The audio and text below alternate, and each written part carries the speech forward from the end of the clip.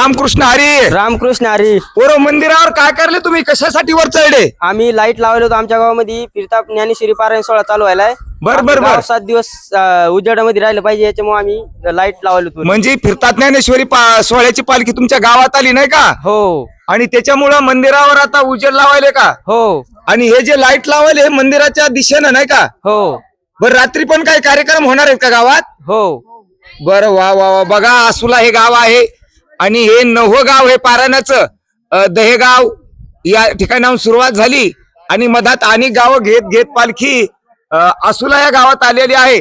आपण म्हणतो तरुण मुलं परमार्थाकडे नाही, तरुण पिढी बिघडली, तरुण पिढी बिघडली. आता तरुण पिढीला किती उत्साह आहे बघा. हे आसुला या गावामध्ये हनुमंतरायचं मंदिर आहे आणि पालखी कोण्या मंदिरात थांबली बापू? विठ्ठल रुक्माईच्या. विठ्ठल रुक्माईच्या मंदिरात थांबली नाही का? हो आणि या लाईटाचा फोकस आता त्या मंदिराकडे जातो का? हो. पहा. आणि हे जे भोंगे आहेत ही सिस्टीम कोणाची आहे? ही शिष्ट मंदिराचीच आहे. मंदिराची. आता ही चालू राहील 7 दिवस. हो. वा वा वा वा. धन्यवाद. या मुलांसाठी एकदा टाळ्या वाजवा आणि यांचं स्वागत टाळ्याच्या गजरामध्ये करू. पण तुम्हाला काय वाटतंय कमेंट मध्ये सांगा बरं. तरुण पिढीचे कसे विचार आहेत? काय नाव आहे बाळ तुपलं? आदिनाथ घुगे. घुगे. काय घुगे? आदिनाथ घुगे. आदिनाथ घुगे. ने वरी 2 मुलं आहेत, याचं काय नाव आहे? सोपान घुगे. आणि दुसरा हे बांधायला लाईट हे गोरख घुगे. गोरख भाऊ घुगे. वा धन्यवाद. तुमच्या घुगे परिवाराला आपण थांबूया. रामकृष्ण.